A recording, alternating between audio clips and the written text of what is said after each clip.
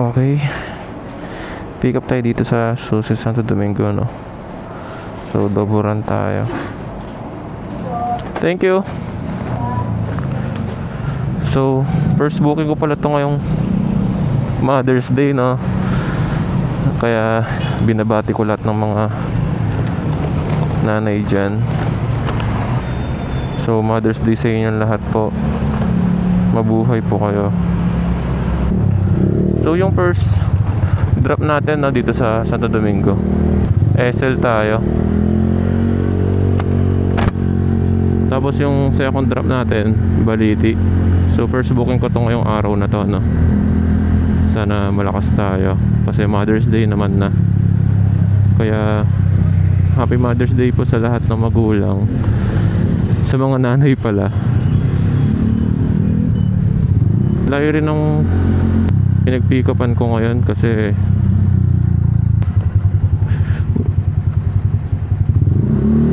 balikan ko na lang. So si Santo Domingo tayo nag-pick up galing pa akong, alam niyo naman sa ano lang tayo, friendship lang.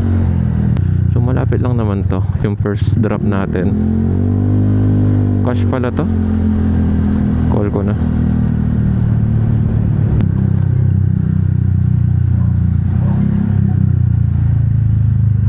Alright, dito na tayo sa first drop natin. Kinukul ko na yung customer, kaso di pa tayo sinasagutan.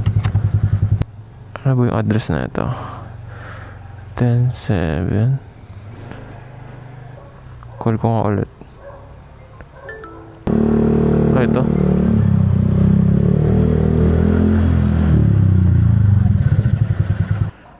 Dato po? Dato? Ito nga. So cash to 629. Ilang ano number na ito? 367. Ito po. Thank you po. Happy Mother's Day po. Yan. Okay na. So punta natin yung second drop natin. Ito naman, grab pay naman to. So wala na babayaran yung customer.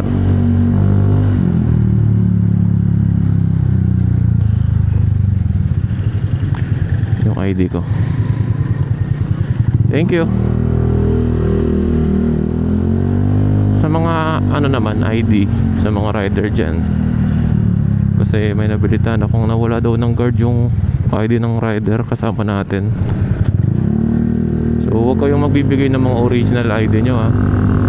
Maganda, pa-copy nyo, photocopy, tapos pa-laminate nyo na lang para kahit mawala, okay lang.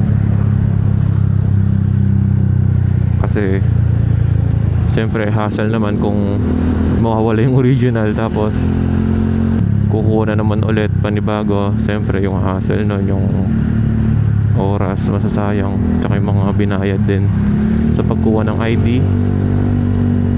Alam niyo naman, hindi rin naman kagustuhan ng mga guard yung mawala yung mga ID natin, pero may mga ganun talaga. Nawala daw ng guard, kaya mas maganda na pa-laminate nyo na lang. Photocopy nyo tapos laminate nyo yung ID nyo para kahit mawala, okay lang, di ba?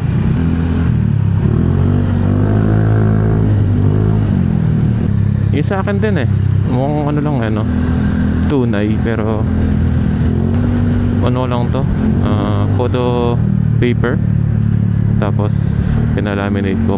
Binibigay ko lang naman to pag sa mga guard lang, sa mga papasok ng subdivision. Wala naman masama doon, ando pa rin naman yung mga details natin. So kung sa guard mo lang bibigay, okay lang yon, di ba? Huwag lang license siguro, baka delikado na yun. Kulong ka dun.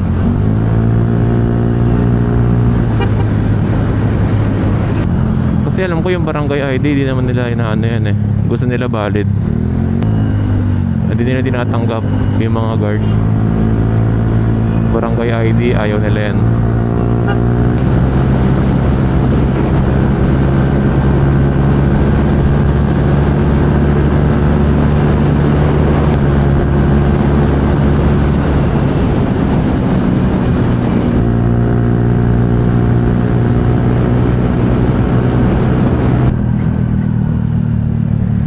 siguro nag-hiring si Gab, no? Kasi marami pala yan na okasyon.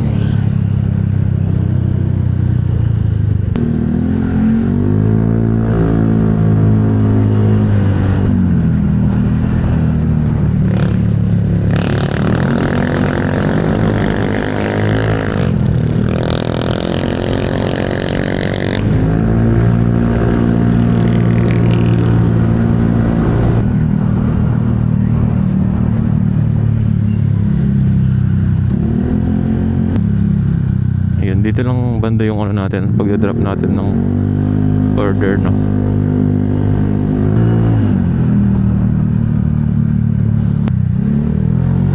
Yan, dito na tayo. Arrive na natin to. Tapos call ko na agad para lumalabas na yung CS. Note, house likod ng sa apartment. Blue Gate. Ito pala yung H&H, kaso walang Blue Gate. Ayun. Ito siguro yun, no?